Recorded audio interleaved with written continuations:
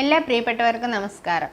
Doctor P Vijayan സാറിൻ്റെ കോടീശ്വരനാകാം മനഃശക്തിയിലൂടെ എന്ന പുസ്തകത്തിൻ്റെ 9ാമത്തെ അധ്യായമാണ് ഇന്ന് നിങ്ങളോട് സംസാരിക്കാൻ ആഗ്രഹിക്കുന്നത്. ഈ അധ്യായത്തിൻ്റെ പേര് യഥാർത്ഥ പങ്കാളിത്തം എന്നാണ്. യഥാർത്ഥ പങ്കാളിത്തം എന്ന്. ഇപ്പോൾ ഇത് ബിസിനസ്സിൽ എങ്ങനെ വളർച്ച നേടാം എന്നുള്ളതിനെക്കുറിച്ചാണ് ഈ പുസ്തകം. അപ്പോൾ അതിനെക്കുറിച്ച് സംസാരിക്കുമ്പോൾ പങ്കാളിത്തം, അതായത് പാർട്ട്ണർഷിപ്പ് എന്ന് പറയുന്നത് യഥാർത്ഥ പങ്കാളിത്തം, അത് ആദ്യം പങ്കാളിത്തം ഉണ്ടാകേണ്ടത് നമ്മുടെ കുടുംബത്തിലാണ്. യഥാർത്ഥ പങ്കാളിത്തം എന്ന് പറയുന്നത്, അതായത് ഭാര്യയും ഭർത്താവും തമ്മിലുള്ള പങ്കാളിത്തം എങ്ങനെയായിരിക്കണമോ അതിനനുസരിച്ചാണ് ബിസിനസ്സിലും പങ്കാളിത്തത്തെ അല്ലെങ്കിൽ ബിസിനസ്സിലെ വളർച്ച എന്നതാണ് ഈ ഒരു അധ്യായത്തിൻ്റെ ബേസിക്കായ സാരാംശം.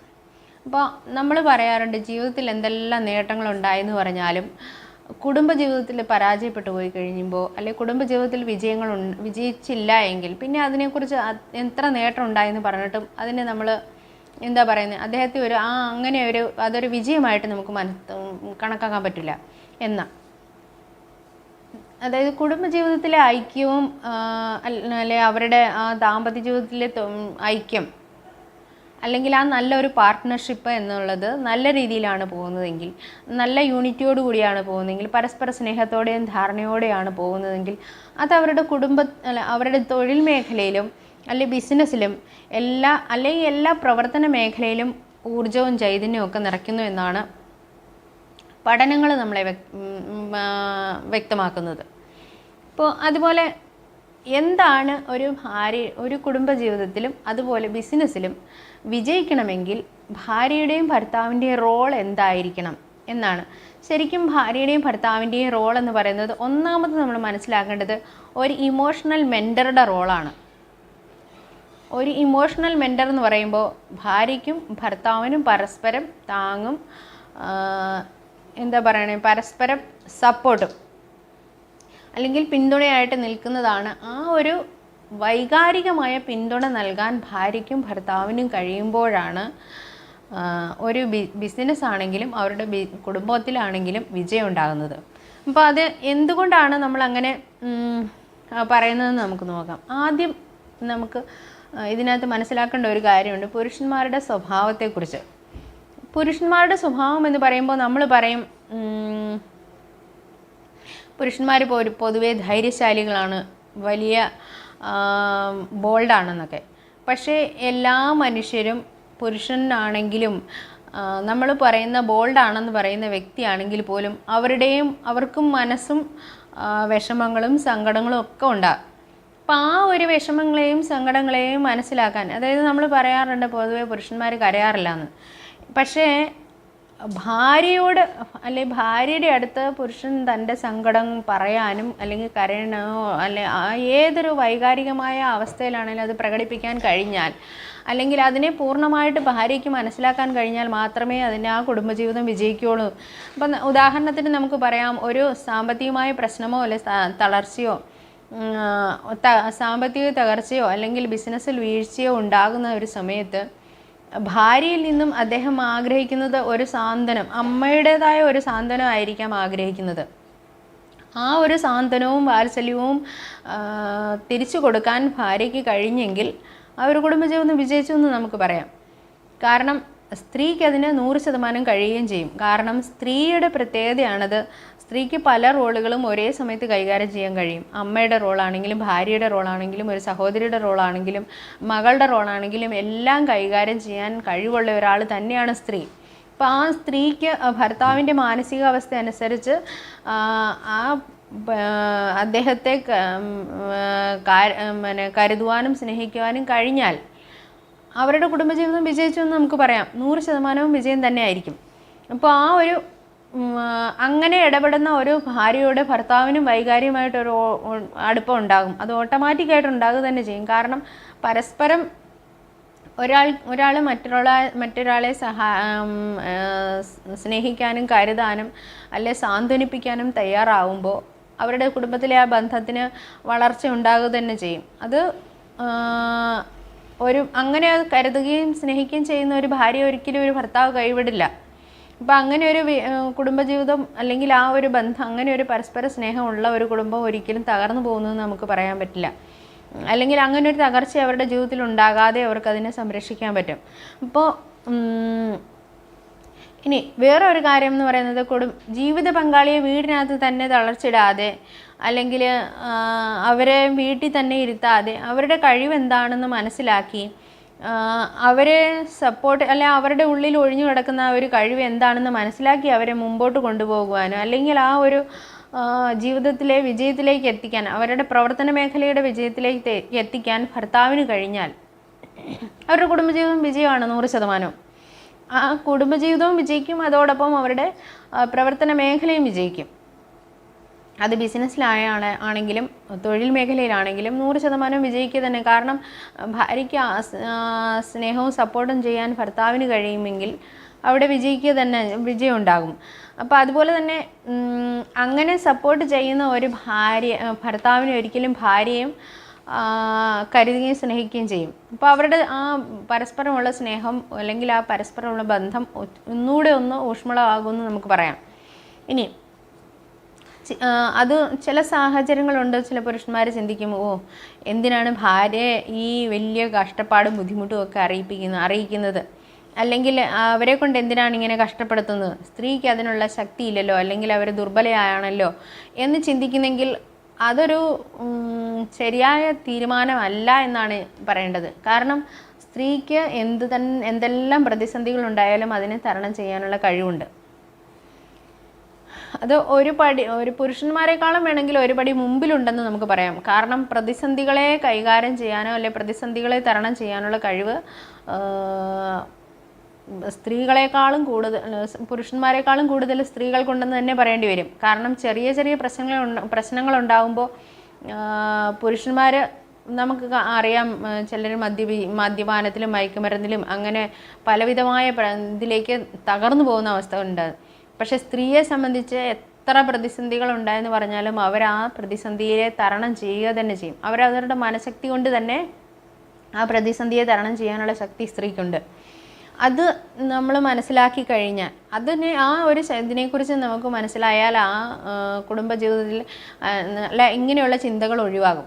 കാരണം സ്ത്രീക്ക് കഴിയില്ലല്ലോ, അല്ലെ സ്ത്രീക്ക് അതിന് സാധിക്കില്ലല്ലോ എന്നുള്ള ആ ചിന്ത ഒഴിവായി പോകും. പിന്നെ നമുക്കിതിനകത്തുനിന്ന് അപ്പം നമുക്ക് മനസ്സിലാക്കേണ്ട ഒരു കാര്യങ്ങളുണ്ട്, സ്ത്രീയുടെ കഴിവ് എന്താണെന്ന്. അപ്പോൾ ആത്മവിശ്വാസത്തോടെ ഭർത്താവിനെ അല്ലെങ്കിൽ ഭാര്യയെ സപ്പോർട്ട് ചെയ്യുന്ന ഒരു പങ്കാളി അവരുടെ ജീവിതത്തിലും അവരുടെ ബിസിനസ്സിലും വിജയം ഉണ്ടാകുമെന്നുള്ളതിന് നമ്മൾ ഉദാഹരണങ്ങളുണ്ട്. അപ്പോൾ അതിനുള്ള ഒരു ഉത്തമ ഉദാഹരണമാണ് ഇൻഫോസിസ് എന്ന് പറയുന്ന ഒരു കമ്പനി. അപ്പം നമുക്കറിയാം, ലോകത്തിൽ ഒരുപാട് പേരുണ്ട് ഭാര്യയും ഭർത്താവും പരസ്പരം സ്നേഹിക്കുകയും സഹകരിക്കുകയും ചെയ്ത് നല്ല ബിസിനസ് സ്ഥാപനങ്ങൾ മുമ്പോട്ട് കൊണ്ടുവന്ന്. ഇപ്പോൾ ഇന്ത്യയിലെ തന്നെ ഏറ്റവും വലിയ ധനികനാണ് മുകേഷ് അംബാനി. അദ്ദേഹത്തിൻ്റെ പേര് പറയുമ്പോൾ തന്നെ ആ കൂടുതൽ എപ്പോഴും പറയുന്നൊരു പേരുണ്ട്, അദ്ദേഹത്തിൻ്റെ ഭാര്യ നീത അംബാനിയുടെ. പക്ഷേ ഇവരെ സംബന്ധിച്ച് ഇവരും നല്ല സഹകരണം, പരസ്പരം ബിസിനസ്സിൽ അവർ നല്ല വിജയമാണ്. പക്ഷേ അവരെ സംബന്ധിച്ച് അവർക്ക് അതിനകത്ത് അവരുടെ കുടുംബപരമായിട്ട് സമ്പത്തുള്ളവരായിരുന്നു, പാരമ്പര്യമായിട്ട് സമ്പത്തും ധനികരായിരുന്നു ഇവർ. പക്ഷേ ഈ ഇൻഫോസിസിൻ്റെ കാര്യം പറയുമ്പോൾ നമുക്ക് വേറൊരു കാര്യം പറയേണ്ടി വരും. കാരണം ഒന്നുമില്ലാത്ത ഒരു സാഹചര്യത്തിൽ നിന്ന്, വെറും സാധാരണക്കാരുടെ ആ സാഹചര്യത്തിൽ നിന്ന് ഇന്നത്തെ ലോകം മുഴുവൻ അറിയപ്പെടുന്ന, അല്ലെങ്കിൽ ഇന്ന് ലോകം മുഴുവനും ആരാധിക്കുന്ന പ്രശസ്തരായ 10 CEO-മാരിൽ ഒരാളാണ് ഇൻഫോസിസിൻ്റെ ഈ നാരായണമൂർത്തി. അപ്പോൾ അദ്ദേഹം ഈ സ്ഥാനത്തേക്ക് എത്തിയത് എങ്ങനെയാണെന്ന്, അപ്പോൾ അതിനെക്കുറിച്ച് പറയുമ്പോൾ അദ്ദേഹത്തിൻ്റെ ഭാര്യയെക്കുറിച്ച് നമ്മൾ ചെറുതായിട്ടൊന്ന് ഇത് മനസ്സിലാക്കേണ്ടി വരും. അപ്പോൾ ഈ കർണാടക സംസ്ഥാനത്തിലെ ഒരു സാധാരണ ബ്രാഹ്മണ കുടുംബത്തിൽ ജനിച്ച ഒരാളാണ് ഈ സുധ എന്ന പെൺകുട്ടി. പക്ഷേ ഇവർക്ക് എൻജിനീയറിങ്ങിന് പഠിക്കാനായിരുന്നു താല്പര്യം. പക്ഷേ അച്ഛനമ്മമാരൊക്കെ ആയിട്ട് ഇവരെ എൻജിനീയറിങ് പഠിപ്പിക്കാൻ തയ്യാറല്ലായിരുന്നു. കാരണം ഇത്രയും വലിയ ഭയങ്കര കഠിനമായ കോഴ്സാണിത്, അത് നിന്നെക്കൊണ്ട് സാധിക്കില്ലെന്നൊക്കെ ഇവർ പറഞ്ഞ് ഈ പെൺകുട്ടി അതിൽ നിന്ന് പിന്തിരിപ്പിക്കാൻ ഒത്തിരി ശ്രമിച്ചു. പക്ഷേ അവസാനം പറഞ്ഞു പരീക്ഷയിൽ നീ തോറ്റുപോകും, അവസാനം നിനക്ക് നല്ലൊരു വിവാഹം പോലും നടക്കില്ല, നല്ലൊരു പയ്യനെ പോലും കിട്ടില്ല എന്നൊരു വരെ പറഞ്ഞു നോക്കി. പക്ഷേ ഈ പെൺകുട്ടി അവളുടെ ആ ഒരു നിശ്ചയദാർഢ്യം, അവരുടെ ആ ആഗ്രഹത്തിൽ അവർ ഉറച്ചു നിന്നു. അവസാനം എൻജിനീയറിംഗ് പഠിപ്പിക്കാൻ ഇവരുടെ അച്ഛനമ്മമാർ തയ്യാറായി. കോളേജിൽ അഡ്മിഷൻ എടുക്കാൻ ചെന്നു. അവിടെ അഡ്മിഷൻ എടുക്കാൻ ചെന്ന് കഴിഞ്ഞപ്പോഴാണ് കോളേജുകാർ ഈ ഒരു പെൺകുട്ടിക്ക് വേണ്ടി മാത്രം അവർ അഡ്മിഷൻ കൊടുക്കില്ല എന്ന് പറഞ്ഞു. പക്ഷേ ഈ സുധ ആ ഒരു ഡിമാൻഡിൽ ഉറച്ചു നിന്ന് എനിക്ക് അഡ്മിഷൻ വേണം, എനിക്ക് എൻജിനീയറിംഗിന് പഠിക്കണം എന്നുള്ളത്. അവസാനം പ്രിൻസിപ്പാൾ പറഞ്ഞു, നീ ഒരു കാര്യം ചെയ്യുക, ആൺകുട്ടികളോടൊന്നും സംസാരിക്കാൻ പാടില്ല, അവരുടെ കൂടെ ക്യാൻറ്റീനിൽ പോകാൻ പാടില്ല, അങ്ങനെയൊക്കെ നിബന്ധനകളുണ്ടെങ്കിൽ മാത്രം ഞാൻ അഡ്മിഷൻ തരാമെന്ന് പറഞ്ഞു. അങ്ങനെ ഈ പെൺകുട്ടി പറഞ്ഞു, ശരി ഞാൻ സമ്മതിച്ചു, ക്യാൻറ്റീനിൽ പോകില്ല, പക്ഷേ എനിക്ക് സംസാരിക്കാൻ പറ്റില്ല എന്ന് പറഞ്ഞാൽ അത് വേറെ ഒരു പെൺകുട്ടിയില്ല, വേറൊരു കുട്ടിയില്ലാത്ത സ്ഥാനത്ത് ഒരു ആൺകുട്ടിയോട് സംസാരിക്കരുതെന്ന് പറഞ്ഞാൽ അത് പോസിബിളായ കാര്യമല്ല എന്ന് അവസാനം പ്രിൻസിപ്പാളിന് മനസ്സിലായതുകൊണ്ട് അദ്ദേഹം ഒന്ന് അയഞ്ഞു കൊടുത്തു. അങ്ങനെ ഇവർ എൻജിനീയറിംഗ് വിദ്യാർത്ഥിയായി സുധ. പക്ഷേ ഒരു പെൺകുട്ടി പോലും ഇല്ലാത്തൊരു കോളേജിൽ ഇവർക്ക് വേണ്ടിയിട്ട്, പെൺകുട്ടികൾക്ക് വേണ്ടി ഒരു ടോയ്ലറ്റ് പോലും ഉണ്ടായിരുന്നില്ലെന്നുള്ളതാണ് ശരിക്കും അന്നത്തെ അവസ്ഥ. എങ്കിലും ഇവർ വാശിക്ക് പഠിച്ചു. എല്ലാ ആൺകുട്ടികൾ ചെയ്യുന്ന എല്ലാ ജോലികളും ഇവർ ചെയ്തു. എന്നുവെച്ചാൽ wiring, welding, soldering, electrical work, മരപ്പണി വരെ എന്ന് വെച്ചാൽ എല്ലാ ജോലികളും ഇവരും ചെയ്തു. അങ്ങനെ വാശിക്ക് പഠിച്ചു. മറ്റ് ആൺകുട്ടികൾക്കൊക്കെ പഠനം മാത്രമായിരുന്നു അവരുടെ ലക്ഷ്യമെങ്കിൽ ഈ സുധയെ സംബന്ധിച്ച് ഇത് അവരുടെ ജീവിത സമരം കൂടിയായിരുന്നു. കാരണം വീട്ടുകാരുടെ മുമ്പിലും വാശിക്കാണ് ഈ എൻജിനീയറിംഗ് പഠിക്കാനായിട്ട് അഡ്മിഷൻ മേടിച്ചിരിക്കുന്നത്, അതുപോലെ കോളേജിലും. അപ്പോൾ ഇവരുടെയൊക്കെ മുമ്പിൽ തോൽക്കാൻ പാടില്ല എന്നുള്ള ആ ഒരു വാശി. അങ്ങനെ ഇവർ നന്നായിട്ട് പഠിച്ചു, ഫുള്ളായിട്ട് എഫേർട്ട് എടുത്ത് പഠിച്ച് അങ്ങനെ കോളേജിൽ ആ ഒരു സമയത്ത് എന്തൊക്കെ മെഡൽ കോളേജിന് കിട്ടിയിട്ടുണ്ടോ അതൊക്കെ സുധയുടെ പേരിലുള്ളതായിരുന്നു എന്നാണ്. അങ്ങനെ എൻജിനീയറിംഗ് പാസ്സായിട്ട് ഇനി എന്ത് ചെയ്യണമെന്ന് ഇങ്ങനെ ചിന്തിച്ചിരിക്കുമ്പോഴാണ് ഈ ടാറ്റയുടെ നേതൃത്വത്തിലുള്ള ടെൽക്കോ എന്ന് പറയുന്ന കമ്പനിയിലേക്കൊരു ഇൻ്റർവ്യൂവിന് ക്ഷണിച്ചോട്ട് പരസ്യം കാണുന്നത്. പക്ഷേ അതിനകത്ത് ആ പരസ്യത്തിൻ്റെ അടിയിലൊരു കുറിപ്പും കൂടി ഉണ്ടായിരുന്നു, വനിതകൾ അപേക്ഷിക്കേണ്ടെന്ന്. അത് കണ്ടു കഴിഞ്ഞപ്പോൾ ഇവർക്കൊരു വിഷമം തോന്നി. അന്ന് ഇതിനോട് പ്രതികരിക്കാൻ തീരുമാനിച്ചു. അങ്ങനെ ഈ ഡയറക്റ്റ് ഈ ടാറ്റയുടെ JRD ടാറ്റയ്ക്ക് ഇദ്ദേഹം ഈ പെൺകുട്ടി ഒരു എഴുത്തയച്ചു. അങ്ങനെ അവസാനം ഇവർ ഇൻ്റർവ്യൂവിന് വിളിച്ചു. ഇൻ്റർവ്യൂ പാസ്സായി ഈ പൂനെയിലുള്ള ടെൽക്കോ കമ്പനിയിൽ ഇവർ ജോലിക്ക് പ്രവേശിച്ചു. അങ്ങനെ അവിടെ വെച്ചാണ് സുധ നാരായണമൂർത്തി കാണുന്നതും പരിചയപ്പെടുന്നതും പിന്നീട് വിവാഹം കഴിക്കുന്നതൊക്കെ. അങ്ങനെ വിവാഹം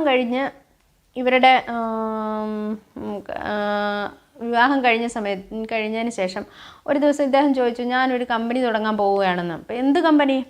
അപ്പോൾ കമ്പ്യൂട്ടർ കമ്പനി.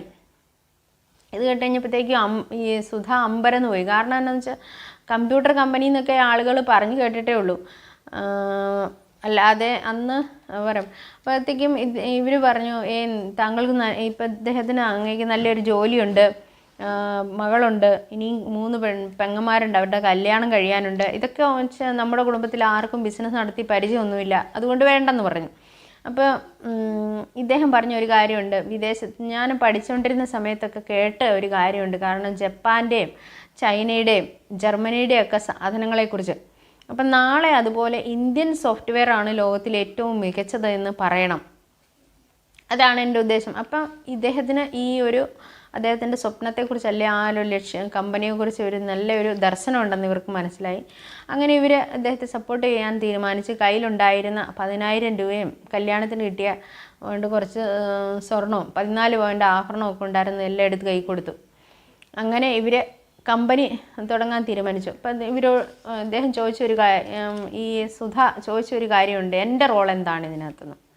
അപ്പോൾ അദ്ദേഹം പറഞ്ഞു, കുടുംബം നടത്തണം, അതാണ് നിൻ്റെ റോള്. അങ്ങനെ ഇവർ സമ്മതിച്ചു.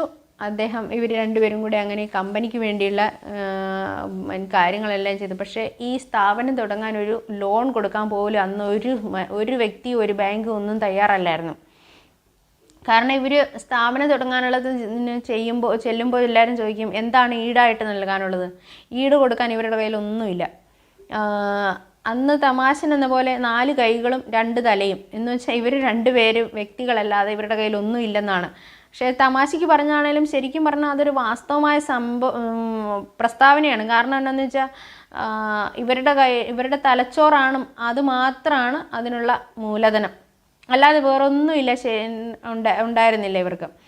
പക്ഷേ പിന്നീട് അത് ശരിക്കും സത്യമായിട്ട് വന്നതെന്ന് പറഞ്ഞാൽ ഇവരുടെ തലച്ചോറ്, അന്നത്തെ ഒരു ദർശനവും അവരുടെ തലച്ചോറുമാണ് പിന്നീട് ഈ കമ്പനി ഇത്രത്തോളം വളർത്തിയത്. അന്ന് എന്താണ് സോഫ്റ്റ്വെയർ എന്ന് ചോദിച്ചാൽ പോലും ആളുകൾക്ക് അറിയില്ല ഇതെന്താണെന്ന്. ഇതെന്താണ് സംഭവം എന്ന് പറഞ്ഞ് മനസ്സിലാക്കാൻ പറ്റുമോ? ഇത് കാണിച്ചു കൊടുക്കാൻ സോഫ്റ്റ്വെയർ എന്ന് പറഞ്ഞാൽ എന്താണ്, ഇന്നതാണ് കാണിച്ചു കൊടുക്കാനെന്ന് പറഞ്ഞാൽ ഒരു ഉൽപ്പന്നമോ അല്ലെങ്കിൽ ഒരു മാതൃകയോ ഒന്നുമില്ല. ആ സ്ഥാനത്താണ് ഇങ്ങനെ ഒരു പ്രോഗ്രാം ഉണ്ടാക്കി ആ പ്രോഗ്രാം വിറ്റാൽ പൈസ കിട്ടുമെന്ന് പറഞ്ഞാൽ ആര് വിശ്വസിക്കും? അല്ലേ അതിനെക്കുറിച്ച് എങ്ങനെ മനസ്സിലാക്കും? അവസാനം കർണാടക സർക്കാർ ഇവർക്ക് ലോൺ കൊടുക്കാൻ തയ്യാറായി. 33 ലക്ഷം രൂപ ലോൺ സർക്കാർ അനുവദിച്ചു. ആ പൈസ കൊണ്ട് ഇവർ ബാംഗ്ലൂരിൽ കമ്പനി ആരംഭിച്ചു. പക്ഷെ പിന്നീടുണ്ടായതൊക്കെ ചരിത്രമാണ്. പിന്നീട് ഇന്ന് വരെ സംഭവിച്ചതൊക്കെ ചരിത്രമാണെന്ന് പറയാം. കാരണം ഇവരൊന്നുമില്ലാതിരുന്ന സ്ഥാനത്ത് ഇൻഫോസിസ് എന്ന് ഒരു കമ്പനി സ്റ്റാർട്ട് ചെയ്യുന്നത്, അന്നത്തെ കാലത്ത് സോഫ്റ്റ്വെയർ എന്ന് പറഞ്ഞാൽ, കമ്പ്യൂട്ടർ എന്ന് പറഞ്ഞാൽ എന്താണെന്ന് പോലും എല്ലാവർക്കും അറിയില്ലാത്ത ഒരു സാഹചര്യത്തിൽ സോഫ്റ്റ്വെയർ എന്ന് പറഞ്ഞാൽ എന്താണെന്ന് ആളുകളോട് എങ്ങനെ പറഞ്ഞ് മനസ്സിലാക്കും? ആ സ്ഥാനത്താണ് ഇവർ ഈ ഒരു സംരംഭം തുടങ്ങി ഇന്നത്തെ സ്ഥിതിയിലേക്ക്. ഇന്ന് എന്താ പറയുന്നത്, പിന്നീടൊക്കെ ഇൻഫോസിസ് എന്ന് പറയുന്ന ഒരു സ്ഥാപനം ഇന്ന് ഇന്ത്യയിലെ ഏറ്റവും പ്രമുഖമായ സോഫ്റ്റ്വെയർ സ്ഥാപനമാണ്. അതുപോലെ ശതകോടി കളുടെ ആസ്തിയുണ്ട്. ആ സ്ഥാനത്തേക്ക് വളർന്നത് ഇവരുടെ 2 പേരുടെയും പങ്കാളിത്തവും പരസ്പര ധാരണയും, അല്ലെങ്കിൽ അവരുടെ പരസ്പര സഹകരണവും, ഒരാളെ സപ്പോർട്ട് ചെയ്യുന്ന അല്ലെ പിന്തുണച്ചതിൻ്റെ ഫലമാണ് ഇന്നത്തെ ഈ ഇൻഫോസിസ് എന്ന് പറയുന്ന കമ്പനി. അപ്പോൾ ആ ഒരു ഉദാഹരണത്തിൽ നിന്ന്, അല്ലെ ഈ ഒരു സംഭവത്തിൽ നിന്ന് നമുക്ക് മനസ്സിലാക്കാൻ പറ്റുന്ന ഒരു കാര്യമുണ്ട്. ഒരു കുടുംബത്തിൻ്റെ വിജയം, അല്ലെങ്കിൽ ഒരു ഭാര്യയും ഭർത്താവും തമ്മിലുള്ള പരസ്പര സഹകരണത്തിൻ്റെയും പങ്കാളിത്തത്തിൻ്റെയും വിജയം അവരുടെ പ്രവർത്തന മേഖലയിലും ഉണ്ടാകും എന്നുള്ളതാണ്. അത് തൊഴിലിലായാലും ബിസിനസ്സിലായാലും. അപ്പം ആ ഒരു വിജയം ഇത് നമുക്കും സാധിക്കും. അപ്പം നമുക്ക് സാധിക്കണമെങ്കിൽ നമ്മളും ചെയ്യേണ്ടത് പരസ്പരം ഭാര്യയ്ക്കും ഭർത്താവിനെയും പരസ്പരം അംഗീകരിക്കാനും, അവരുടെ കഴിവുകളെ അംഗീകരിക്കാനും, അവരുടെ പോരായ്മകളെ തിരുത്താനും പരസ്പരം കഴിയുമ്പോഴാണ് കുടുംബജീവിതം വിജയിക്കുന്നത്. അതോടൊപ്പം നമ്മുടെ ബിസിനസ് ആണെങ്കിലും തൊഴിൽ മേഖലയാണെങ്കിലും ഏത് പ്രവർത്തന മേഖലയാണെങ്കിലും അത് വിജയിക്കണമെങ്കിൽ പരസ്പര സഹകരണവും സ്നേഹവും പങ്കാളിത്തവും വളരെ ആവശ്യമാണെന്നാണ് ഇതിൽ നമുക്ക് മനസ്സിലാക്കേണ്ടത്. ഇത് നമുക്കും ഒരു മാതൃകയായി തീരട്ടെ.